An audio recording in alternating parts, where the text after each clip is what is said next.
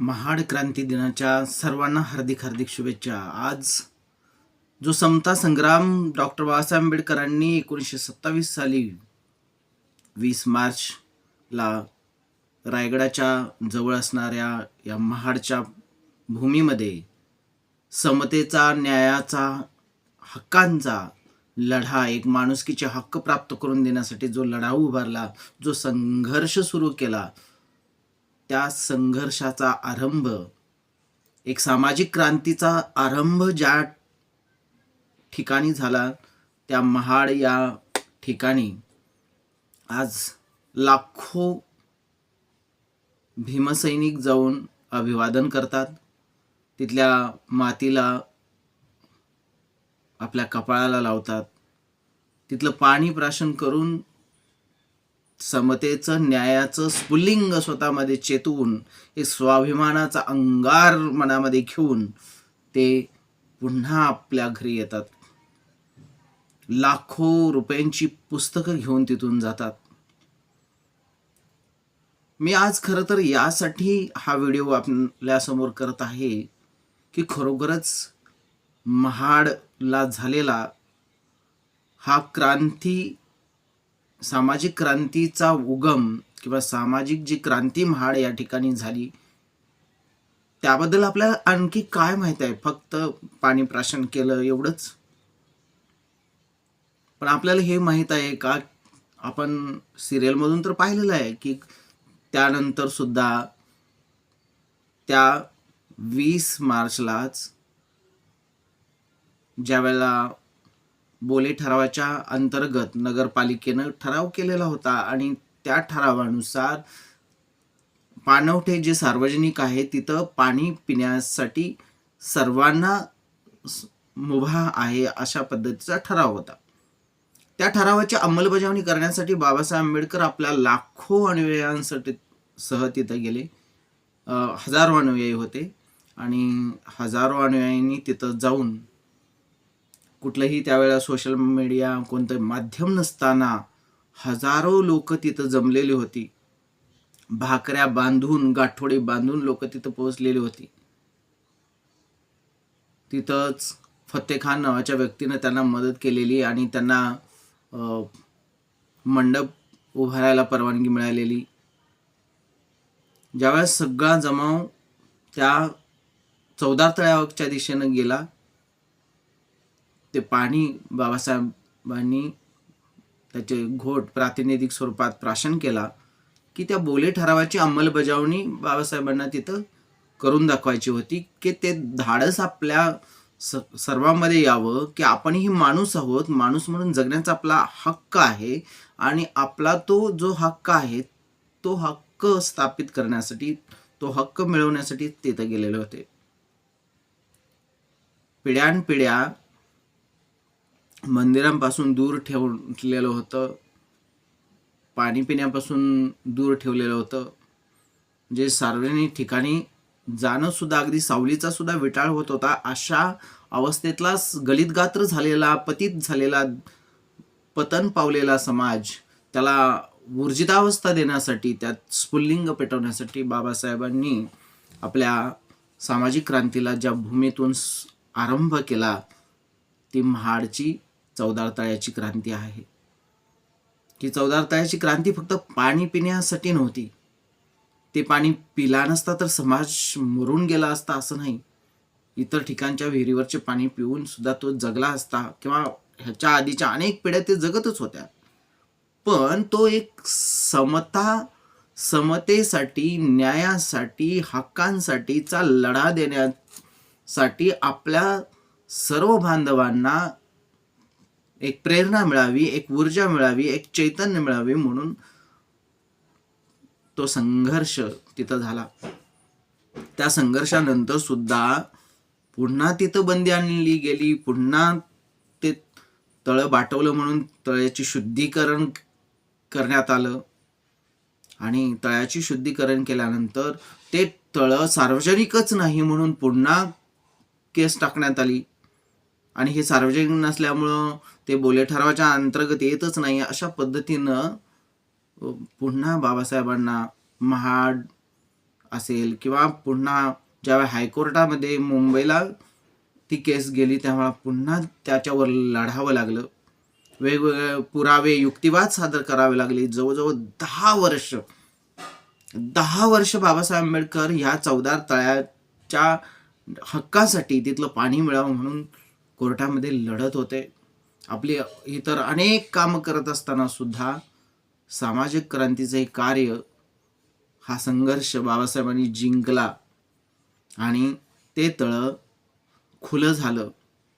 त्याच नगरपालिकेनं बाबासाहेबांना मानपत्र दिलं आणि त्यांचा सन्मान केला. बाबासाहेबांचा महाडमध्ये 2 वेळा सन्मान झाला. बाबासाहेबांचा विजय अशा वेळेला झालाय की बाबासाहेब संघर्षाला आरंभ करतात त्याच्या 1 वर्ष आधी बाबासाहेबांचा मुलगा वारलेला आहे. राजरत्न नावाचा मुलगा बाबासाहेबांना सोडून जातोय आणि त्यानंतर 1 वर्षात ते पुन्हा काम थांबवत नाहीत. किती संकट आली तरी आपलं काम थांबवलेलं नाही. सामाजिक क्रांतीचा लढा बाबासाहेबांनी दिला. या क्रांतीच्या लढ्यातून आपल्याला काय काय शिकायला मिळते? खूप काही शिकायला मिळते. बाबासाहेबांना मदत करणारी सर्व प्रकारचे लोक होते. म्हणजे स्पृश्य आणि अस्पृश्य, फक्त अस्पृश्यांचा लढा होता म्हणून अस्पृश्यच त्यात सहभागी होते असं नाही. बाबासाहेबांचे अनेक मित्र असे होते जे सवर्ण असून सुद्धा या सामाजिक संग्रामामध्ये, सामाजिक क्रांतीच्या लढ्यामध्ये सहभागी झालेले होते आणि त्यांनी बाबासाहेबांना सहाय्य केलं. यांनाही आपण समजून घेतलं पाहिजे की बाबासाहेबांना सहकार्य करणारे, अगदी फत्तेखान असतील तर हे सगळ्यांचं सहकार्य बाबासाहेबांना लाभलेलं होतं. तिथले जे कार्यकर्ते होते महाडच्या आजूबाजूचे, त्यांनी आजूबाजूच्या सगळ्या परिसरात फिरून, पत्रकं वाटून, लोकांना गोळा करून तिथं आणलेलं होतं. बैलगाड्यामधून कसे कसे लोक आलेले होते. त्यावेळेला कुठली वाहनं, कुठल्या सुविधा नसताना बाबासाहेबांच्यासाठी 5-5 हजार, 10-10 हजार लोक एकत्र जमत होते. ज्या वेळेला मारहाण झाली 20 मार्च 1927ला, ज्या वेळेला मारहाण झाली, बाबासाहेबांना त्या लोकांवर केसेस टाकाव्या लागल्या, त्यांना शिक्षा करण्यास भाग पाडलं. म्हणजे नंतर शिक्षा झाली. बाबासाहेब त्यासाठी प्रत्येक केसेसला लढले. पण ह्याच्यामध्ये माणूस म्हणून आम्हाला जगण्याचा जो हक्क आहे तो आम्हाला मिळाला पाहिजे. आम्हाला जिथं जनावरं जाऊन पाणी पितात, आकाशातून पडणाऱ्या पाण्यावर आमचा हक्क, अधिकार नाही का? ते कुठलं काही खाजगी मालकीचं तळं नव्हतं, तरी सुद्धा तिथं जाण्याला बंदी होती. का? तर अस्पृश्य आहेत म्हणून. अरे जे अस्पृश्य सदन आहेत, जे अस्पृश्य सुशिक्षित आहेत, जे चांगले आहेत, त्यांना सुद्धा बंदी होती फक्त जातीमुळे. या जाती व्यवस्थेच्या उतरंडीला हादरा देण्यासाठी, वर्णव्यवस्थेवर आघात करण्यासाठी एक प्रतिकार योग बाबासाहेबांनी सुरू केला. एक क्रांतीची ज्वाला बनवून बाबासाहेबांनी त्यावेळेला एक यज्ञकुंड पेटवला, समतेचा यज्ञकुंड. या समतेच्या संग्रामामध्ये लाखो लोकांनी सहभाग घेतला, हजारो लोकांनी सहभाग घेतला आणि यांनी काही झालं तरी आम्हाला आमचे हक्क मिळाले पाहिजेत. कारण बाबासाहेब 1 जानेवारीला जाऊन भीमा कोरेगावला येतात आणि ती चेतना, ती ऊर्जा, ती प्रेरणा घेऊन येतात आणि लगेच आपल्याला मार्चमध्ये पाहतोय की बाबासाहेबांनी समतेचा संघर्ष सुरू केलेला आहे. कायदेशीररित्या एक वकील म्हणून लढत असं राहणं, वेगवेगळी भाषणं देऊन लोकांमध्ये स्वाभिमान पेटवणं, स्वाभिमानाचा विस्तव, आत्मसन्मानाची आग प्रत्येकामध्ये जागी करणं, ज्वलंत करणं, यासाठी बाबासाहेब अहोरात्र लढलेत. स्वाभिमानापेक्षा काही महत्वाचं नाही असं बाबासाहेबांना वाटत होतं. कारण प्रत्येकामध्ये स्वाभिमान जागा झाला पाहिजे. तुम्ही हजारो वर्ष ज्या पद्धतीनं ठेवत आला तसंच आम्ही जगणार नाही गुलामाला गुलामाची जाणीव करून देण्यासाठी बाबासाहेबांनी हा समतेचा संघर्ष सुरू केला. आणि गुलामाला गुलामाची जाणीव झाल्यानंतर त्या गुलामीतून बाहेर पडण्यासाठी सगळेजण प्रयत्न करू लागले आणि आत्मसन्मानाचं जीवन जगण्यासाठी, सगळ्या सुखसुविधाचं युक्त असलेले जीवन जगण्याचा आमचाही हक्क आणि अधिकार आहे, हे सगळ्यांना माहीत व्हावं. ह्या आपल्या प्रगतीच्या मार्गातले अडथळे कोणामुळे आहेत हे कळावं, यासाठी बाबासाहेबांनी हा समतेचा संघर्ष सुरू केला. अगदी काळाराम मंदिर प्रवेशाची सत्याग्रह असेल, हा सत्याचा आग्रह आहे.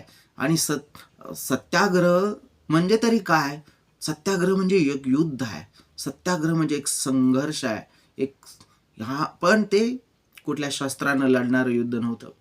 ते न्यायासाठी, ते समतेसाठी, हक्कांसाठीचा लढा होता. म्हणून बहिष्कृत हितकारिणी सभा बाबासाहेबांनी काही वर्षाआधीच सुरू केलेली होती आणि त्याचंच ब्रीदवाक्य होतं, शिका, संघटित व्हा आणि संघर्ष करा. आम्ही शिकल्यानंतर आम्हाला संघटित व्हावं लागेल, संघर्ष करावा लागेल. पण कशासाठी संघर्ष करायचा किंवा का संघर्ष करायचा? म्हणजे लढा द्यायचा, पण कशाच्या विरुद्ध लढा द्यायचा? माणसांविरुद्ध लढा नव्हता बाबासाहेबांचा, कुठल्या जातीविरुद्ध लढा नव्हता. तो माणुसकीचे हक्क प्राप्त करण्यासाठी, समतेचा हक्क प्राप्त करण्यासाठी, समता प्राप्त करण्यासाठीचा लढा होता, न्याय प्राप्त करण्यासाठीचा लढा होता. बंधुता मिळावी आपल्याला. समता, स्वातंत्र्य आणि बंधुता आणि न्याय या चतुसूत्रीनुसार आपला भारत देशात सर्वांना समान हक्क असावेत, समान न्याय मिळावा, समान बंधुभावानं सगळे वागावे, समान माणुसकी सगळ्यांना मिळावी, समान माणुसकीचा दर्जा, माणूस म्हणून दर्जा मिळावा, यासाठी बाबासाहेबांनी संघर्ष केला. आणि ह्या महाड या ठिकाणी पाण्यासाठी झालेला हा जगातला पहिला संघर्ष असेल, जो बाबासाहेबांनी केला आणि तो यशस्वी करून दाखवला. आज समता संग्रामाचा हा दिवस आहे, 20 मार्च. या दिवशी आपण ही समभावानं वागण्याची प्रतिज्ञा घेऊया. न्याय हक्कासाठी लढण्यासाठी सज्ज होऊया. नुसतं शिकून उपयोग नाही, त्या शिक्षणाचा उपयोग करून आपल्या बांधवांना न्याय आणि हक्क मिळवून देण्यासाठी तयार झालो पाहिजे. आणि त्यासाठी एकटा माणूस लढून उपयोग नाही, त्याला संघटित झालो पाहिजे, कळपानं राहिलो पाहिजे. आपण एकत्र आलो तरच आपण न्याय हक्कासाठी लढू शकू, हा बाबासाहेबांनी दिलेला मंत्र आहे. आणि याच पद्धतीनं आपण शिकलेले लोक जर एकत्र आलो आणि न्याय हक्कासाठी लढायला लागलो तर खऱ्या अर्थानं सामाजिक क्रांती होऊ शकते आणि समता, न्याय, बंधुता यांचं रक्षण होऊ शकतं. नाहीतर समता, न्याय, बंधुता संपून जाईल आणि तुमचं स्वातंत्र्यही संपून तुम्ही गुलामीचं पुन्हा जीवन जगाल. तुम्ही पुन्हा गुलाम व्हाल, मानसिक गुलाम, आर्थिक गुलाम, सामाजिकदृष्ट्या गुलाम, धार्मिकदृष्ट्या गुलाम, सगळ्याच बाजूने तुम्ही गुलामीत पुन्हा अडकाल. आणि त्यातून जर बाहेर पडायचं असेल तर बाबासाहेबांनी सांगितलेला मंत्र जो आहे, शिका, संघटित व्हा आणि संघर्ष करा.